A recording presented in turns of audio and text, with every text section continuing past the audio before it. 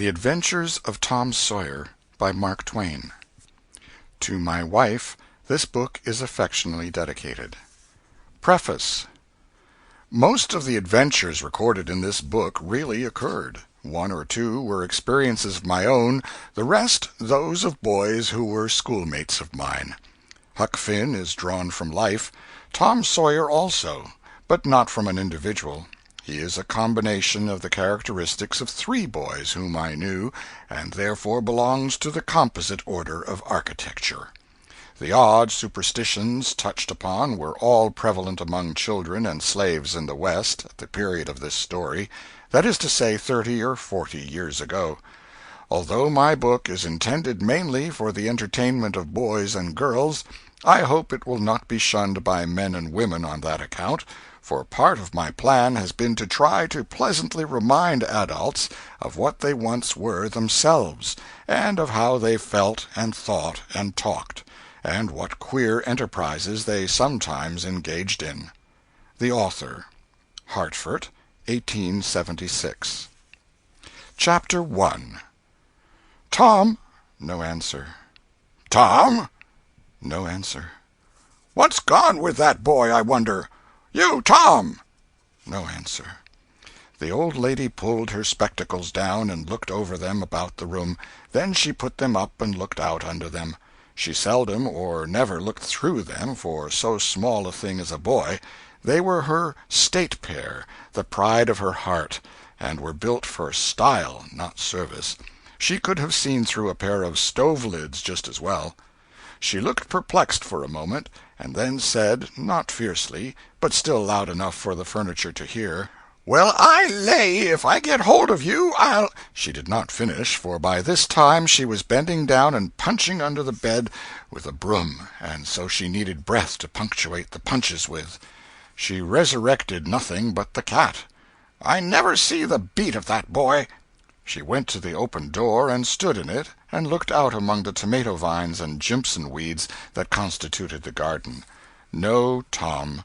So she lifted up her voice at an angle calculated for distance, and shouted, "You, Tom!" There was a slight noise behind her, and she turned just in time to seize a small boy by the slack of his roundabout and arrest his flight. "There! I might 'a' thought of that closet. What you been doing in there?" "Nothing." "Nothing? Look at your hands, and look at your mouth. What is that truck?" "I don't know, Aunt." "Well, I know. It's jam, that's what it is. 40 times I've said if you didn't let that jam alone I'll skin you. Hand me that switch." The switch hovered in the air. The peril was desperate. "My, look behind you, Aunt!" The old lady whirled round and snatched her skirts out of danger.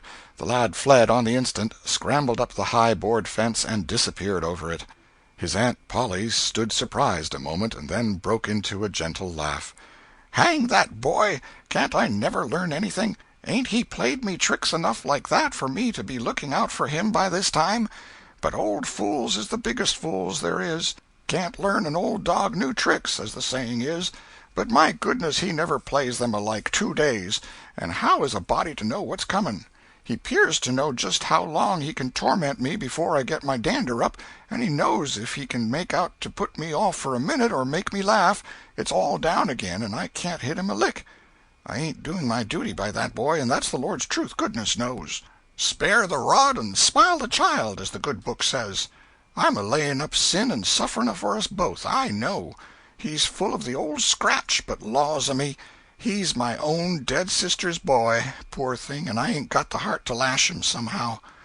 Every time I let him off my conscience does hurt me so, and every time I hit him my old heart most breaks. Well, well, a man that is born of a woman is of few days and full of trouble, as the Scripture says, and I reckon it's so. He'll play hooky this evening. That's southwestern for afternoon. And I'll just be obleeged to make him work tomorrow to punish him. It's mighty hard to make him work Saturdays when all the boys is having holiday, but he hates work more than he hates anything else, and I've got to do some of my duty by him, or I'll be the ruination of the child." Tom did play hooky, and he had a very good time. He got back home barely in season to help Jim, the small colored boy, saw next day's wood, and split the kindling before supper. At least he was there in time to tell his adventures to Jim, while Jim did three-fourths of the work.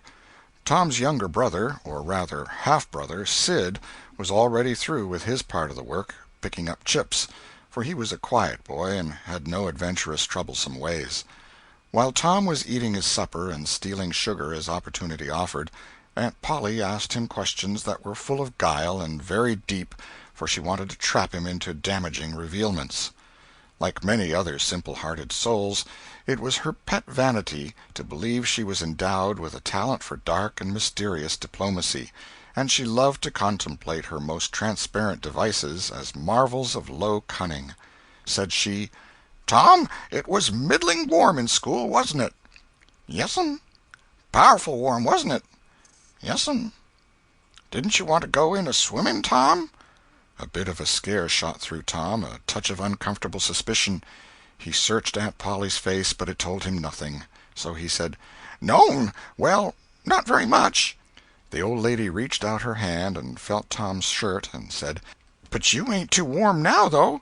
And it flattered her to reflect that she had discovered that the shirt was dry without anybody knowing that that was what she had in her mind. But in spite of her, Tom knew where the wind lay now, so he forestalled what might be the next move. "Some of us pumped on our heads. Mine's damp yet, see?" Aunt Polly was vexed to think she had overlooked that bit of circumstantial evidence and missed a trick. Then she had a new inspiration. "Tom, you didn't have to undo your shirt collar where I sewed it, to pump on your head, did you? Unbutton your jacket." The trouble vanished out of Tom's face. He opened his jacket. His shirt collar was securely sewed. "Bother! Well, go 'long with you. I'd made sure you'd played hooky and been a-swimming, but I forgive you, Tom. I reckon you're a kind of singed cat, as the saying is, better'n you look, this time." She was half sorry her sagacity had miscarried, and half glad that Tom had stumbled into obedient conduct for once. But Sidney said, "Well, now if I didn't think you sewed his collar with white thread, but it's black." "Why, I did sew it with white." "Tom!" But Tom did not wait for the rest. As he went out the door, he said, "Siddy, I'll lick you for that."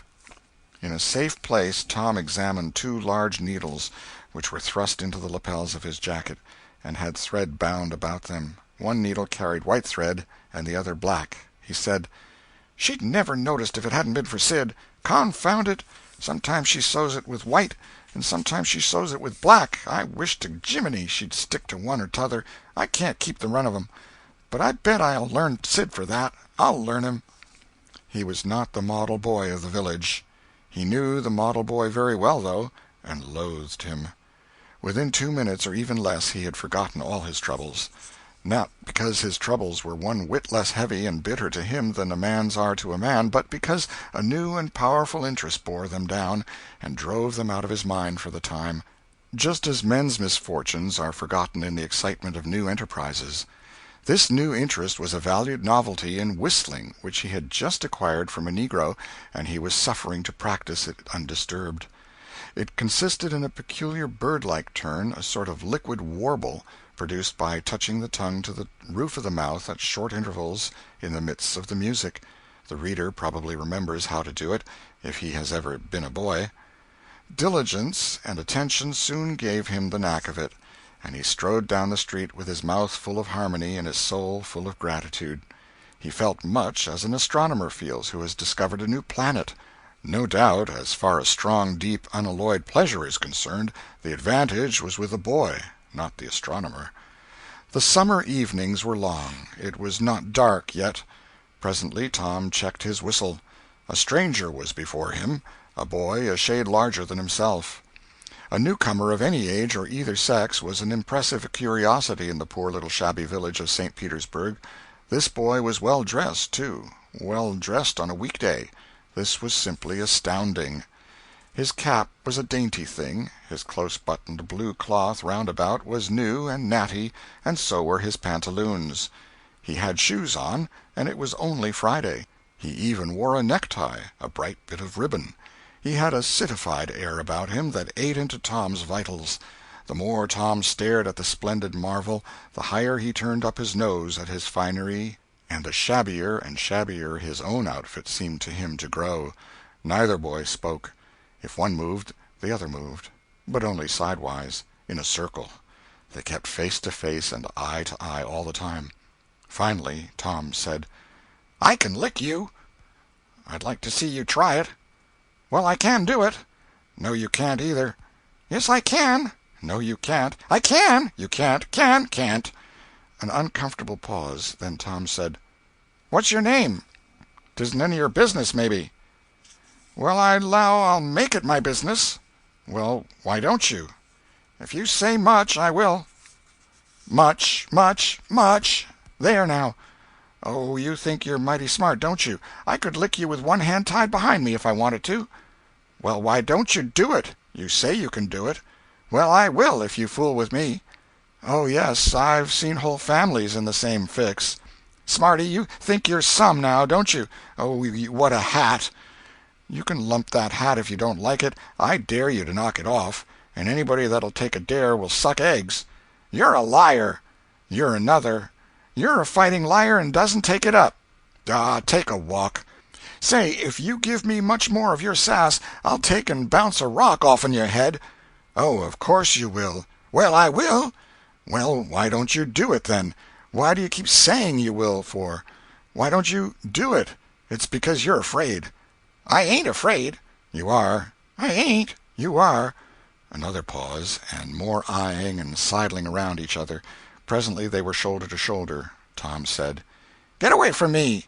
"Go away yourself." "I won't." "Well, I won't either." So they stood, each with a foot placed at an angle as a brace, and both shoving with might and main and glowering at each other with hate. But neither could get an advantage.